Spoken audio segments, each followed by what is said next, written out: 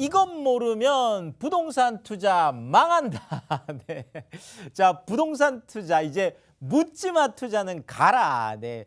자, 지금 뭐 부동산 시장이 굉장히 좀 복잡해졌죠. 자, 그래서 뭐 예전처럼 내가 그냥 일단은 뭐 그냥 뭐 투자를 해보고 보자. 자, 이거는 되지 않습니다. 그래서 요즘 부동산 시장은 알고 투자하면 돈 버는 시장. 묻지 말고 모르고 투자하면 망할 수도 있는 그런 부동산 시장이 되겠습니다. 자, 그 정도로 지금 갈림길에 있기 때문에 그런데요. 자, 오늘은 뭐 이런 부분을 좀 다뤄보고 싶은데, 자, 부동산은 우리가 많은 이야기를 할 때, 자, 부동산은 심리다 이런 이야기들을 많이 하죠. 자, 실질적으로 우리가 따져보면 이런 거예요. 자, 지금 뭐 강남에 있는 뭐 압구정 쪽에 현대아파트 그렇죠. 자, 이게 지금 뭐 거의 우리가 보통 한 245제곱미터 80평 뭐 얘기하는 그렇죠. 자, 이 80평대가 뭐 80억이어서 이제 재건축 그러니까 거의 50년이 다 된 이 아파트가 평당 1억이 넘어가는 자, 모두 지금 깜짝 놀라고 있고 자, 이 부분에 대해서 고민을 많이 하고 있는데 자, 우리가 이것을 좀 객관적으로만 바라보자라면 자, 보통 우리가 집이라는 게 있잖아요. 자, 집이라는 게 있으면 자, 이 집이 시간이 지나면 지날수록 내가 사용을 하면 할수록 그렇죠. 감가상각이 되기 때문에 원래는 가격이 떨어지는 경우가 뭐 일반적이고 뭐 당연한 얘기일 수 있겠죠. 모든 재화가 그렇습니다.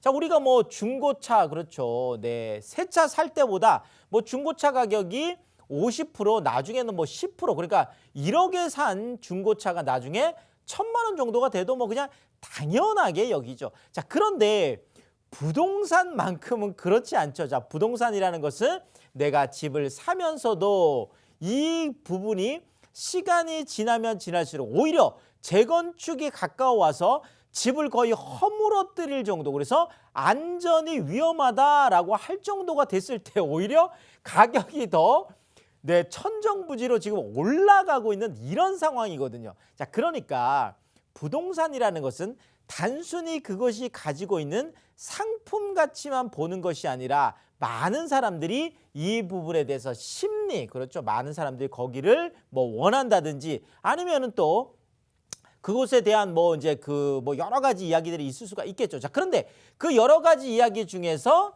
가장 우리가 부동산 심리 중에서 처음 봐야 될 게 바로 이 불안 심리.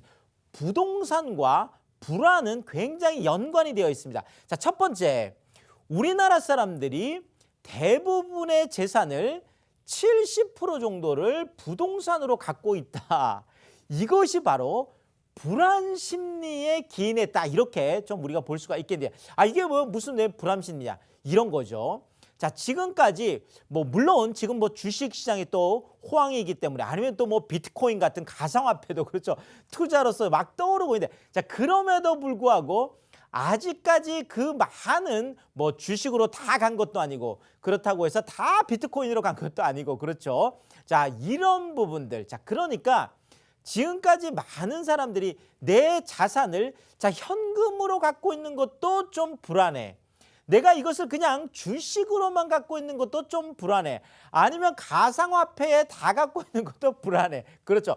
이런 불안 심리가 오히려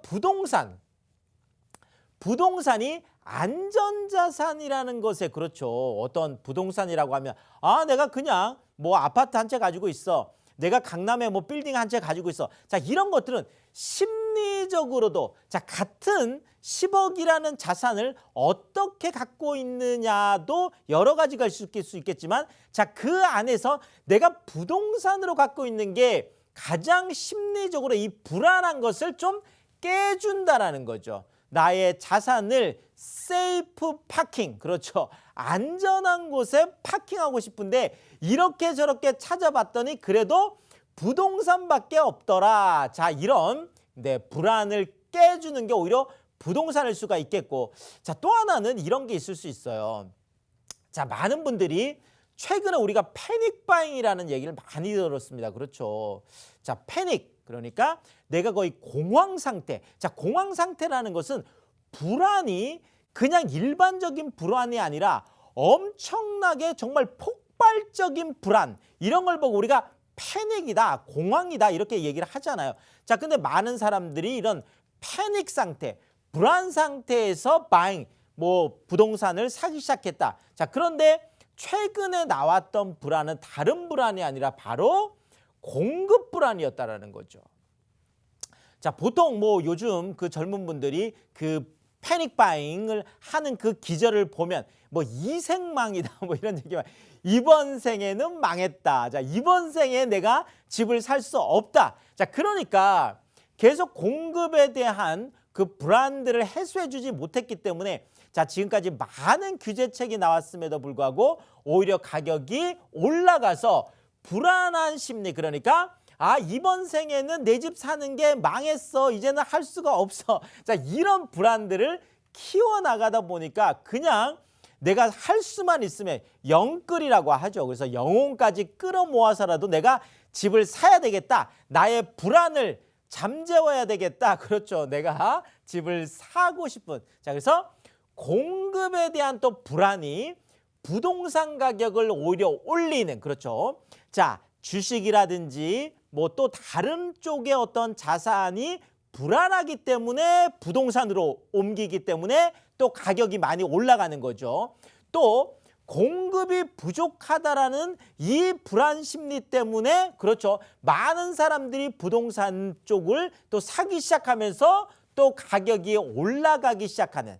자, 그런데 문제는 또 여기서 또 생겨요. 자, 어쨌든 내가 부동산이 세이프, 파킹, 안전자산이기 때문에 부동산으로 오고, 내가 지금 안 사면 못 살 것 같으니까 또 부동산으로 오고, 자, 이런 불안을 잠재우기 위해서 오기는 왔는데, 이렇게 해서 내가 영끌을 하고 패닉 바잉을 하고 해놓고 나면 불안이 없어질까요? 네, 달라진다. 불안의 어떤 그 방향이 달라진다는 거예요.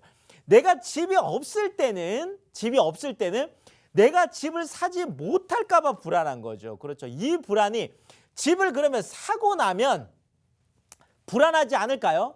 자, 집을 사고 나도 불안하죠. 최근에는 뭐 세금 관련된 부분들도 많이 있죠. 자, 부동산이라는 것은 살 때도 세금을 내고 갖고 있을 때도 세금을 내고 팔아도 세금을 내다 보니까 세금에 대한 불안도 있을 수 있겠고, 자, 또 하나는 내가 집을 사고 났더니 공급이 부족하다고 해서 내가 지금 영끌까지 해서 사고 났더니 갑자기, 그렇죠, 이사 공급 대책이라는 것들을 통해서 엄청나게 또 공급을 하겠다. 부동산 가격을 잡겠다. 자, 그런 거죠. 내가 집을 사고 났더니 그때부터는 다른 불안이라는 거죠. 내가 집을 갖고 있지 않을 때는 집값이 더 올라갈까 봐, 집값이 계속 올라가는 것이 불안했는데, 내가 막상 집을 소유하게 되면 그때부터는 전혀 거꾸로 상황이 달라지죠. 그때부터는 집값이 혹시 떨어질까 봐 불안한 거죠. 내가 공급이 부족해서 집을 샀는데 갑자기 공급이 넘쳐난다고 하니까 공급이 또 너무 많으니까, 그렇죠. 공급이 많아지면 또 가격이 떨어질 수 있기 때문에, 자, 이렇게 부동산이라는 것은 내가 이 불안 심리, 여러 가지 불안 심리에 의해서 부동산이 좀 왔다 갔다 하는 정책도 마찬가지죠. 이 부분을 우리가 잘 체크를 해야 될 것 같습니다. 자, 또 하나, 부동산은 불안 심리만 있다고 해서 부동산을 사거나 팔거나 갖고 있는 거 아니거든요. 당연히 바로 기대 심리가 또 밑에 깔려 있습니다. 불안 심리와 함께. 자, 지금 뭐 지난달에 봤더니 강남구 쪽에 증여가 무려 800 뭐 한 10건 이상이 됐다고 해요. 자, 이게 전월에 보면, 자, 강남구 한 구 안에서 보통 증여 건수가 약 한 130건 정도, 뭐 이 정도 한 달에 한 뭐 120, 30건 정도면 일반적으로 일어나는 뭐 이런 것들인데, 지금 갑자기 800건이 넘어갔어요. 6.3배가 넘어갔다라는 거죠. 자, 그러면 우리가 증여라는 걸 생각해 볼게요. 자, 그러면 증여라는 거는 내가 집을 두 채를 갖고 있어요. 그러면 내가 한 채를 살고, 내가 이 집을 갖고 있는 것이 다주택자 양도세 중과라든지 뭐 이런 세금적으로 좀 불리하죠. 지금 다주택자들이. 자, 그런데 만약에 내가 이 집이 계속 가격이 하락할 것이다.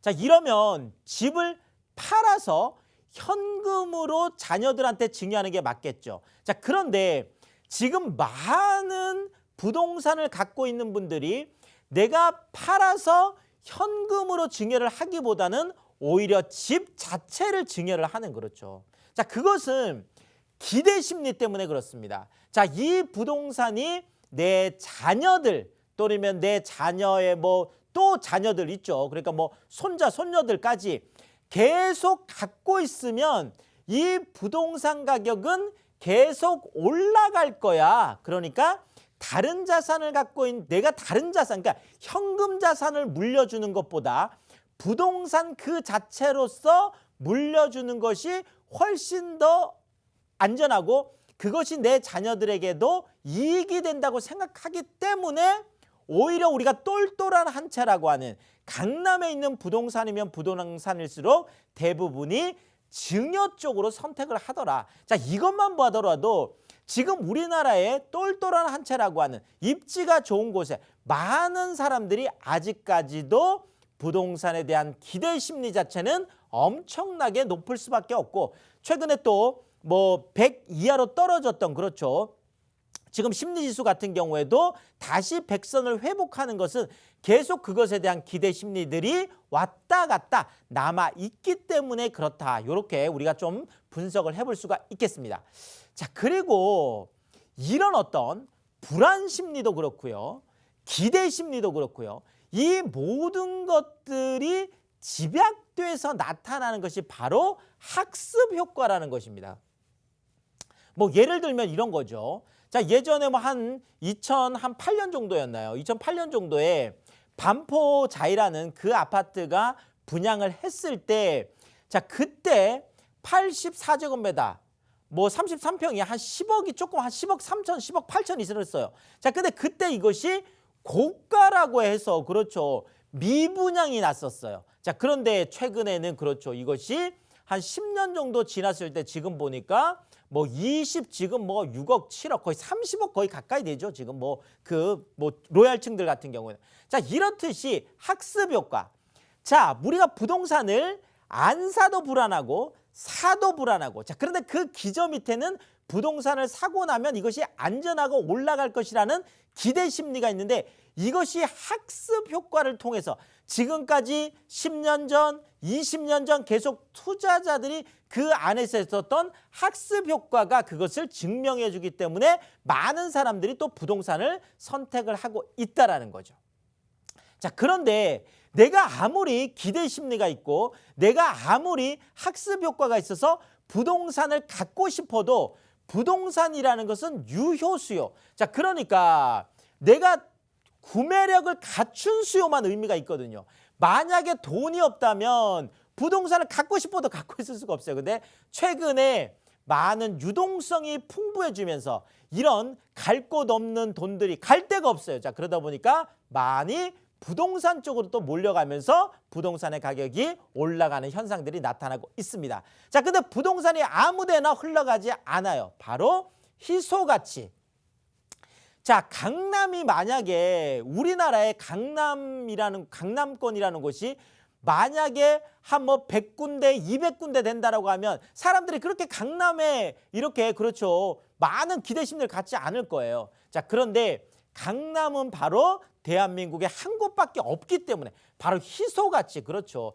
만약에 우리가 좋아하는 쪽에 아파트가 넘쳐난다 그러면 사람들이 그렇게 아파트에, 그렇죠, 갖고 싶어 하지 않을 거예요. 그것이 다 남아 돈다면. 자, 그렇지만 희소가치 모자라기 때문에 그런데